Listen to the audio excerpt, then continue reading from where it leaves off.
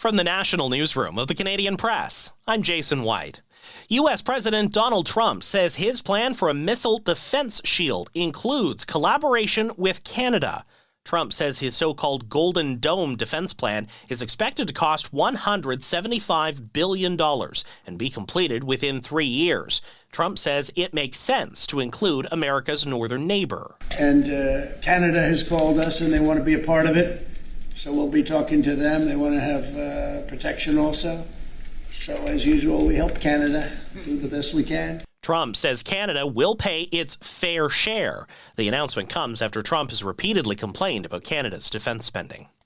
Canada Post and its union remain at loggerheads over how to roll out weekend deliveries as the clock ticks down to another postal strike. The Crown Corporation wants a contingent of part-time workers, while the union wants all full-time workers with some of them moved to weekend shifts. The union informed management yesterday its members plan to hit the picket line starting Friday morning.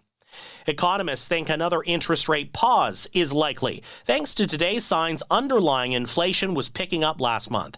Statistics Canada reported a sharp slowing in the annual inflation rate to 1.7% in April, but the agency says that was largely because of the end of the consumer carbon price.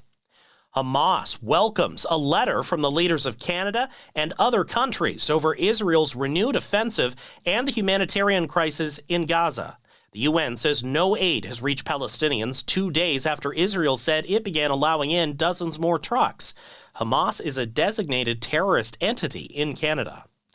King Charles and Queen Camilla will be in Ottawa next week to open Parliament, at a time when Canada's existence has been questioned by the U.S. president. Carleton University associate professor and monarchy expert Philippe Lagacé says the visit will serve as a reminder of Canada's strong ties to the royals. We know the President of the United States admires the royal family, was very happy to get a second state visit, and to send a signal that, he is our king as well. The throne speech is typically presented by the Governor-General, the King's representative in Canada. This will be just the third time a monarch has opened Parliament.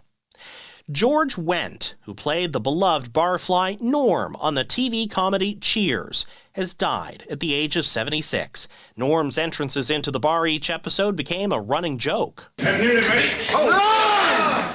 Norman? Gentlemen, start your taps.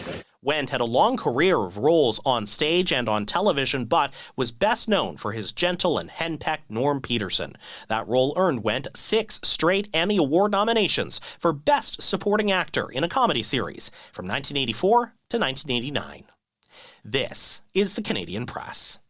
In sports, the NHL's Eastern Conference Final kicks off tonight in Raleigh, North Carolina, as the Hurricanes welcome the Florida Panthers. Meantime, this was Jets' locker cleanout day, and Winnipeg defenseman Josh Morrissey says he likely would have missed the rest of the playoffs with a knee injury, even if the Jets had recovered. He says it was frustrating after being kept out of other big moments this season. You can feel sorry for yourself or unlucky or whatever you want, but it is what it is, and just got to go back to work. To baseball now, and the Toronto Blue Jays kick off the final series of a 9-game homestand tonight against the San Diego Padres. The quarterfinals of soccer's Canadian Championship kicks off tonight with a pair of matches. Major League Soccer's CF Montreal is in Hamilton. Winnipeg-based CPL side Valor welcomes the Vancouver Whitecaps. And rising tennis star Victoria Mboko is a step closer to advancing her first Grand Slam main draw after defeating Austria's Sinja Kraus. From the Canadian Press, I'm Jason White. Thanks for listening. Don't forget to follow and subscribe. For more of today's top stories, visit thecanadianpressnews.ca.